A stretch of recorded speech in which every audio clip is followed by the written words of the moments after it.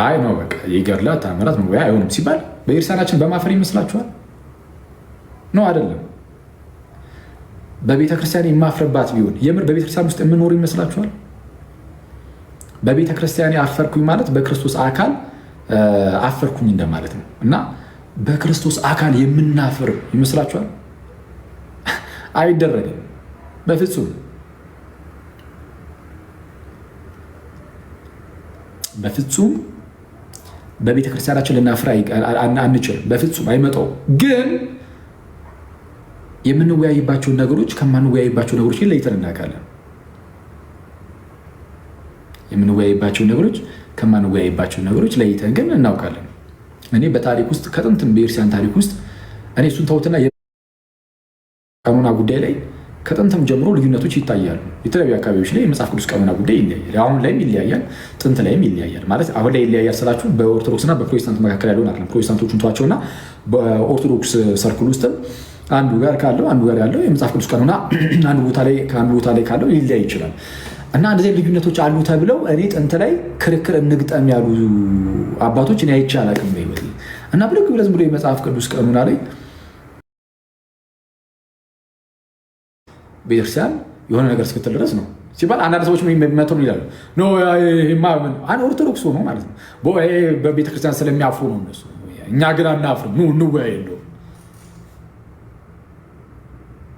እኔ ጥሩ ነው ወይ ጥሩ ነው፣ ግን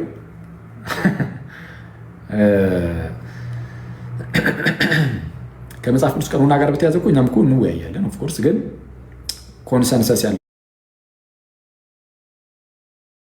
መጽሐፈ ጥበብ ላይ ለምሳሌ ተወያይተናል።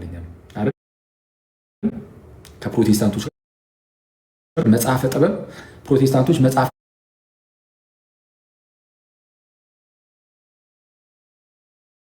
ግን መቃቢያን ሲባል አየህ የሆነ ሉፕ ስለሚያገኙ የሆነ ሆል ነገር የሆነ ክፍተት ነገር ስለሚያገኙ እሷ ላይ ፖለቲክሳቸውን ለመስራት ተሽቀዳድሞ ለመምጣት ይሞክራሉ። ስለዚህ ዝም ብሎ ለፕሮቴስታንቶች የፖለቲክስ መስሪያ ግብአት ከመሆን ቤተክርስቲያንን መጠበቅ መልካም ነው።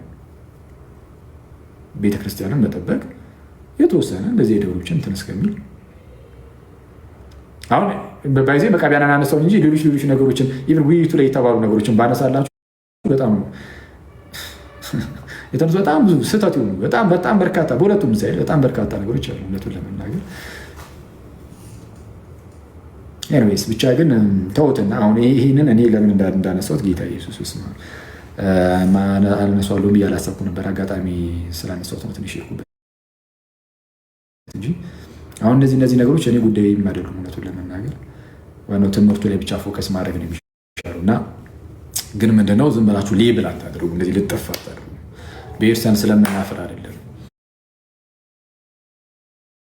ገድላት ተአምራት ምናምን መወያያ አይደሉም የምንለው በቤተክርስቲያናችን አፍረን አይደለም። ምንድነው የትኛው መወያያ እንደሆነና የትኛው መወያያ እንዳልሆነ ስለምናቅ ነው። እሱን አውቀን በዛ መልኩ ብንሄድ በጣም መልካም ነው። ስለዚህ እነዚህ ፕሮቴስታንቶቹ እንዳልኳችሁ ከትንሽ ጊዜ በፊት ሙሉ በሙሉ ዘግተነው ነበር። ምንም ገድላት ተአምራት ላይ የሚያነሳ ፕሮቴስታንት ቢታይ ኦርቶዶክሳውያን ሁሉ ስቀውበት ነው የሚያልኩት ጌታ በሚያውቀው። እኔ አሁን ቤት በኩል አሁን ይህን ነገር ማንሳት እንደጀመሩ ምንጃ እንጂ ገድላት ተአምራት ሃይማኖት ላይ ይከራከራሉ ብሎ የሚመጣ ፕሮቴስታንት ካለ ስቀውበት ነው የሚያልኩት። ምክንያቱም የሃይማኖት መከራከሪያ እንዳልሆኑ ኦልሬዲ ሁሉም ስለሚያውቅ።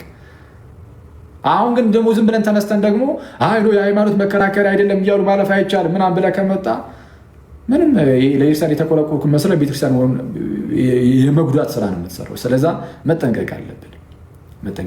በቃ መከራከሪያ ካልሆኑ ያዝ አድርጋችሁና ምን አገባን በጌታ ስም ሰዎችን ነፍሳትን ማዳን አይደለም እነሱን ያዝ አድርገን ለምንጠቀምባቸው አገልግሎት እየተጠቀምንባቸው እነዚህኞቹን መጽሐፍት ነፍሳትን ግን ወደ ማዳን መርባባት እንጂ ይሄ ለመጨቃጨቂያ ብቻ። አሁን ገድላት ላይ ተወያይታ አንተ ቀደም እንዳልኩ ነው ብታሳመን ራሱ የፕሮቴስታንትን ስህተት አትገልጥ። ስለዛ ፕሮቴስታንቱን ክርስቲያን ልታደርገው አትችልም። አለቀ።